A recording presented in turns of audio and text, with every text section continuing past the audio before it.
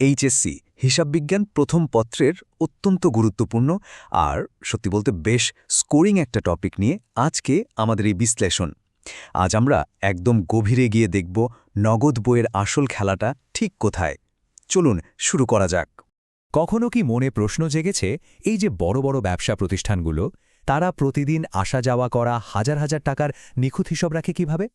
এর উত্তরটা লুকিয়ে আছে ক্যাশ ফ্লো বা টাকার প্রবাহ নিখুঁতভাবে ট্র্যাক করার মধ্যে।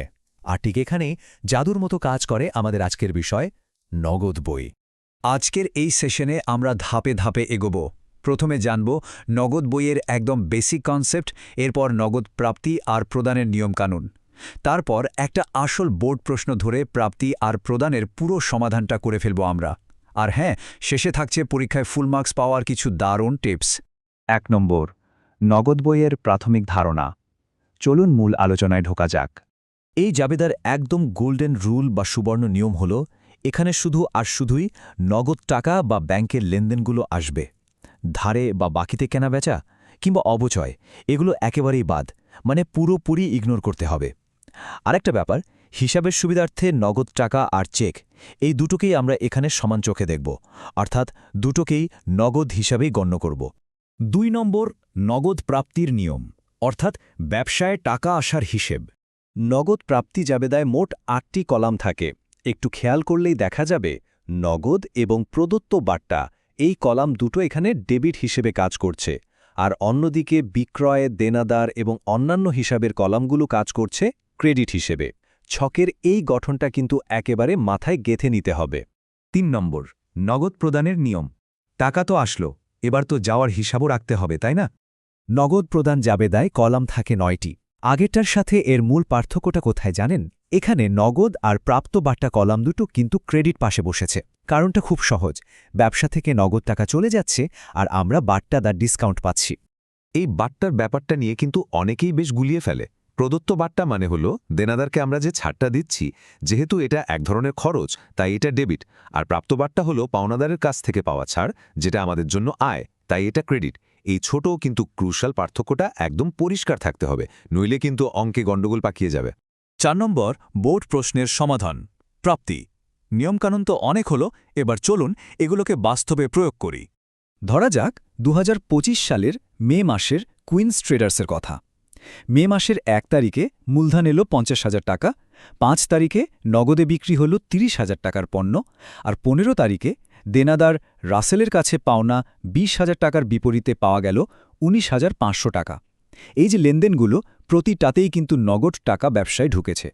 এবার এই লেনদেনগুলোকে যদি আমরা আমাদের ৮ কলামের ছকে ফেলি, তাহলে ছবিটা ঠিক এরকম দাঁড়াবে। এখানে সবচেয়ে ইন্টারেস্টিং পয়েন্ট হল মে ১৫ তারিখের এন্ট্রিটা। খেয়াল করে দেখো কিভাবে ৫০০ টাকার বাট্টা হিসাব করে প্রদত্ত বাট্টার ঘরে ডেবিট করা হয়েছে। ২০,০০০ টাকা পাওয়ার কথা, কিন্তু পাওয়া গেল ১৯,৫০০ টাকা। তার মানে বাকি ৫০০ টাকা হলো বাট্টা বা ছাড়। একদম সিম্পল। ৫ নম্বর, বোর্ড প্রশ্নের সমাধান, প্রদান। প্রাপ্তির দিকটা তো হয়ে গেল, এবার চলুন দেখি টাকা পরিশোধের দিকটা। ব্যবসা চালাতে গেলে তো রেগুলার খরচ করতেই হয়। কুইন্স ট্রেডার্স যেমন মে ১০ তারিখে নগদে পণ্য কিনেছে ১৫,০০০ টাকার। এরপর মে ২০ তারিখে পাওনাদার সাজ্জাদকে ১০,০০০ টাকার পাওনার বিপরীতে ৯,৭০০ টাকা পরিশোধ করেছে। আর ২৫ তারিখে কর্মচারীদের বেতন দিয়েছে ৫,০০০ টাকা। এই সবগুলোই হল নগদ টাকার বহির্প্রবাহ। এই তথ্যগুলোকে ৯ কলামের ছকে সাজালে ঠিক এরকমটা দেখাবে। এখানে মে ২০ তারিখের লেনদেনটার দিকে একটু নজর দেয়া যাক। সাজ্জাদ পেত ১০,০০০ টাকা, কিন্তু আমরা পরিশোধ করলাম ৯,৭০০ টাকা, অর্থাৎ বাকি ৩০০ টাকা হলো আমাদের প্রাপ্ত বাট্টা, যা চমৎকারভাবে ক্রেডিট ঘরে জায়গা করে নিয়েছে। সবগুলো এন্ট্রি বসানোর পর প্রাপ্তি জাবেদার কাজ শেষে ডেবিট আর ক্রেডিট কলামগুলো আলাদাভাবে যোগ করলে এক দারুণ ম্যাজিক দেখা যায়। মোট ডেবিট অর্থাৎ ৯৯,৫০০ যোগ ৫০০ এবং মোট ক্রেডিট অর্থাৎ ৩০,০০০, ২০,০০০ আর ৫০,০০০ যোগ করলে উভয় দিকের যোগফল একেবারে ১,০০,০০০ টাকা দাঁড়ায়। এটি প্রমাণ করে যে হিসাববিজ্ঞানের দ্বৈতসত্তা নীতি এখানে পুরোপুরি পারফেক্টলি কাজ করেছে। আর এই একই ম্যাজিক কিন্তু কাজ করে প্রধান জাবেদার ক্ষেত্রেও।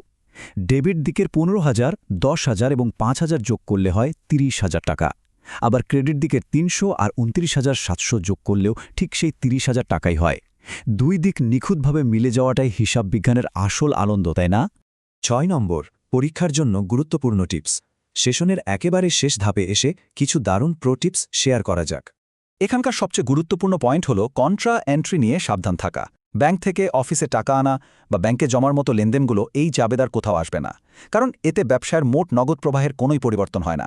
আরেকটা ব্যাপার, নগদে আসবাবপত্র বা যে কোনো স্থায়ী সম্পত্তি কেনাবেচা হলে সেটা সবসময় অন্যান্য হিসাব কলমে বসাতে হবে। আর হ্যাঁ, অঙ্ক শেষে রাফ খাতায় ডেবিট আর ক্রেডিটের যোগফলটা মিলিয়ে নেওয়ার অভ্যাসটা কিন্তু রীতিমতো জাদুকরি। তো নগদ প্রাপ্তি ও প্রদান জাবেদার পুরো ফ্রেমওয়ার্ক এখন একদম হাতের মুঠোয়। নিয়মকানুন আর ছকের ব্যবহার তো জানা হয়েই গেল। এবার এই কনসেপ্টগুলোকে কাজে লাগিয়ে আরেকটি বিগত বছরের বোর্ড প্রশ্ন নিজে নিজে সমাধান করে ফেলার চ্যালেঞ্জ নিলে কেমন হয়? এভাবেই আসবে শতভাগ দক্ষতা। শেখার এই চমৎকার যাত্রা চলতে থাকুক অবিরাম।